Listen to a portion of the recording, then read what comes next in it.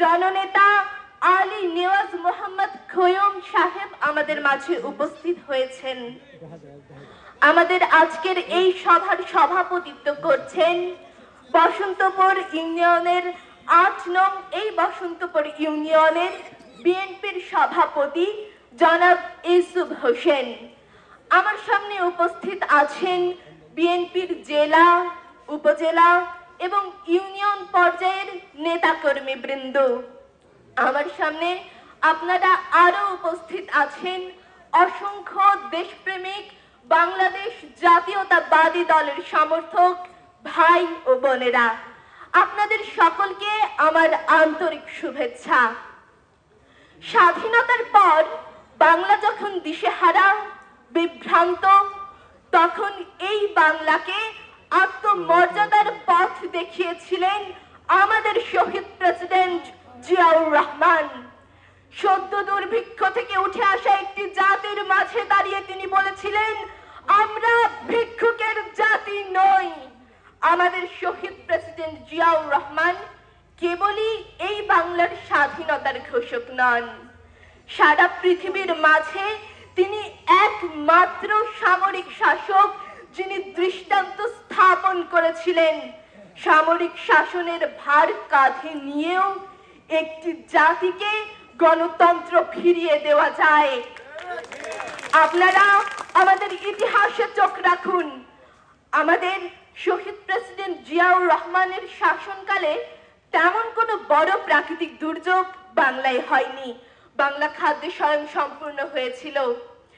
জিয়াউর রহমানের এই আদর্শ বুকে ধরে বাংলার একজন সাধারণ গৃহিণী পুতুল হয়ে উঠেছিলেন সমগ্র বাংলার আপামর মানুষের দেশ নেত্রী, বাংলার আপসীন নেতৃত্বের সর্বোচ্চ উদাহরণ আমাদের দেশ নেত্রী বেগম খালেদা জিয়া।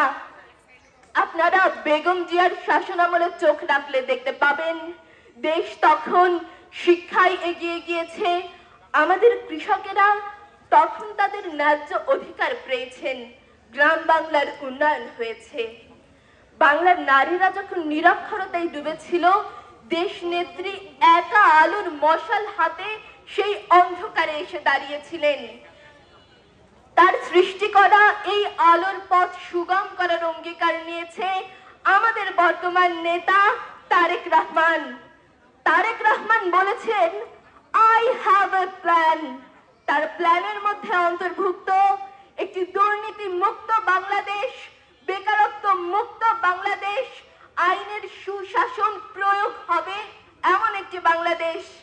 আমাদের তারুণ্যের প্রথম ভোট কেন আমরা বিএনপিকে দেব? কারণ তরুণদের একটাই চাওয়া, তাদের বেকারত্ব থাকবে না, মেধার মূল্যায়ন হবে, দলীয়করণ নয়। আমাদের এই